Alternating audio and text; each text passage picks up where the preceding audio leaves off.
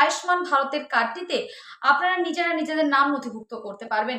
আপনারা সকলেই জানেন প্রত্যেক রাজ্যেই কিন্তু এই আয়ুষ্মান ভারত কার্ডটি প্রচলিত রয়েছে, শুধুমাত্র আমাদের পশ্চিমবঙ্গ ছাড়া। তার কারণ একটাই, আমাদের পূর্বতন সরকার আমাদের মমতা বন্দ্যোপাধ্যায় ছিলেন, সেই কারণে আমাদের এই প্রকল্পটি লাগু করা হয়নি আমাদের পশ্চিমবঙ্গের রাজ্যে।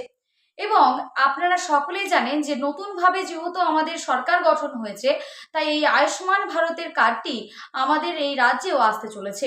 কিন্তু সকলে পাবেন না এই কার্ডের সুবিধা। কারা কারা পাবেন এবং কোন পেশাগত যারা রয়েছেন তারাই শুধুমাত্র পাবেন, সমস্তটাই উল্লেখিত করে দেওয়া হয়েছে। চলুন আপনাদেরকে সমস্তটাই জানাই। তার জন্য ভিডিওটিকে কেউ স্কিপ করবেন না, প্রথম থেকে শেষ পর্যন্ত দেখতে থাকুন। ভিডিওটি ভালো লাগলে অবশ্যই লাইক করবেন, সাবস্ক্রাইব করে চ্যানেলটির পাশে থাকবেন নিত্য রকম আপডেট ভিডিও পাওয়ার জন্য। পাশে থাকা বেল আইকনটি অন করে রাখবেন। আপনাদেরকে প্রথমেই জানাই যে আয়ুষ্মান ভারতের সুবিধা পাবেন না কারা, কোন পেশায় থাকলে মিলবে না এই কার্ড।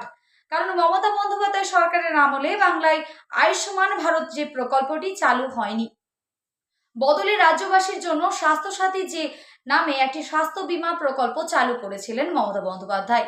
এবার রাজ্যে বিজেপি সরকার ক্ষমতায় আসার পরেই চালু করা হয়েছে কেন্দ্রীয় সরকারের প্রকল্প আয়ুষ্মান ভারত। তবে আপনাদেরকে জানায় যে কোন কোন পেশা যারা নথিভুক্ত রয়েছেন তারাই কিন্তু পাবেন এবং কারা এই আওতায় পড়বেন না।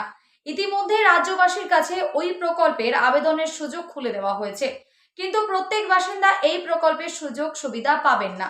মূলত 70 বছর বয়সী যারা বা তার বেশি যারা বয়সী ব্যক্তিরা রয়েছেন তারাই কিন্তু এই প্রকল্পের আবেদন করতে পারবেন। তবে এক্ষেত্রে কিছু বাধ্যবাধকতা রয়েছে, নির্দিষ্ট কিছু অর্থনৈতিক ও সামাজিক মানদণ্ড স্থির করা আছে এই প্রকল্পে। তার ভিত্তিতেই সুবিধা পাবেন আপনারা। কারা কারা বাদ পড়বেন চলুন জেনে নিই। বয়স 70-এর কম হলে আবেদন করা যাবে না। 2011 সালে সামাজিক অর্থনৈতিক জাতিগত জনগণনার যে ভিত্তিতে যে সব পারিবারিক বঞ্চিত বলে চিহ্নিত করা হয়নি সেই পরিবারকে সদস্যদের আবেদন করতে পারবেন না। যে 11টি পেশার কথা উল্লেখিত করা আছে তার বাইরে অন্য কোনো পেশার মানুষ এই আওতায় আসতে পারবেন না। কি কি পেশা চলুন আপনাদেরকে জানাই। সাফাই কর্মী, পরিচারক, হকার, রিক্সা চালক, রাজমিস্ত্রি, ইলেকট্রিশিয়ান এবং নিরাপত্তা রক্ষী ইত্যাদি যারা রয়েছেন একমাত্র তারাই এই প্রকল্পের সুবিধা পাবেন। এবং বলা হয়েছে যে পরিবারের একটি 2 চাকা বা 4 চাকা গাড়ি রয়েছে সেই পরিবারের সদস্যরাও বাদ পড়বেন এই প্রকল্প থেকে। এবং তিনি আরও জানিয়েছেন যারা 50,000 টাকা বা তার বেশি ক্রেডিট লিমিট সম্পন্ন কিষাণ ক্রেডিট কার্ড থাকলেও পাবেন না আয়ুষ্মান ভারতের সুবিধা। সরকারি কর্মী বা তাদের পরিবারের সদস্য এই স্কিমের আওতায় আসবেন না। সরকারি পেনশনভোগীরাও পাবেন না আয়ুষ্মান ভারতের এই সুবিধা। এবং বলা হয়েছে 7 নম্বরে মাসে 10,000 টাকা বা তার বেশি আয় হলে হয় না আয়ুষ্মান কার্ড। এবং 5 একরের বেশি চাষযোগ্য জমি আছে এবং ট্রাক্টর আছে এমন পরিবারের সদস্য আবেদন করতে পারবেন না।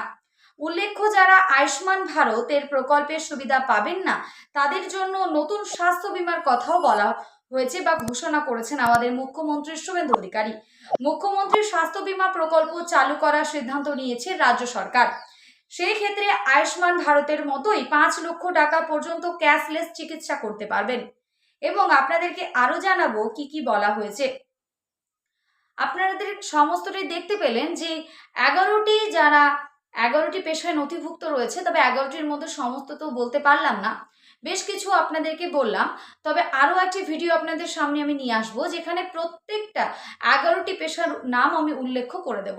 তবে যতদূর আপনারা বুঝতে পারলেন যে ইতিমধ্যে যেটা বলা হয়েছে যে 70 বছরের কম যদি কোনো ব্যক্তি এই আবেদন করে থাকেন আয়ুষ্মান ভারতের, তারা কিন্তু পাবেন না। আপনাকে 70 বছর হতে হবে অথবা তার বেশি হতে হবে, তবেই কিন্তু এই আয়ুষ্মান ভারতের কার্ডটি আপনি পাবেন।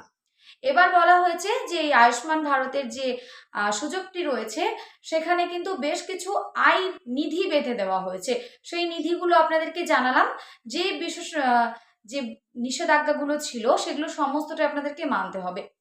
এবার যদি না মেনে এই আওতায় আপনারা নথিভুক্ত করতে চান সেক্ষেত্রে কিন্তু আপনাদের কার্ডটি বাতিল হয়ে যাবে। এবং যারা এই আওতায় পড়ছেন না সেক্ষেত্রে কিন্তু রাজ্য সরকার সরাসরিভাবে জানিয়ে দিয়েছেন যে স্বাস্থ্য বীমা একটি চালু করা হবে, যেখানে আয়ুষ্মান ভারতের কার্ড যারা পাবেন না তারা স্বাস্থ্য বিমার সুবিধাটি পাবেন। 5 লক্ষ টাকা আয়ুষ্মান ভারতেও পাওয়া যায়, এবং যে স্বাস্থ্য বিমাটি চালু করা হবে সেখানেও 5 লক্ষ টাকা একদম বিনামূল্যে চিকিৎসা করবেন, অর্থাৎ ক্যাশলেস যেটা চিকিৎসা বলা হয় সেটা কিন্তু সমস্তটাই বিনামূল্যে পাবেন। এখনো পর্যন্ত স্বাস্থ্য বিমার কথা চালু হয়নি, তবে আয়ুষ্মান ভারত ইতিমধ্যেই চালু করে দিয়েছেন আমাদের কেন্দ্র সরকার এবং রাজ্য সরকার। আশা করি সমস্তটাই বুঝতে পারলেন। কারোর যদি কোনো রকম কোনো প্রশ্ন থাকে বা কিছু জিজ্ঞাসা করার থাকে অবশ্যই কমেন্ট বক্সে জানাবেন। দেখা হবে নেক্সট কোনো ভিডিওতে। ততক্ষণ সুস্থ থাকবেন, ভালো থাকবেন। আজকে এই পর্যন্তই।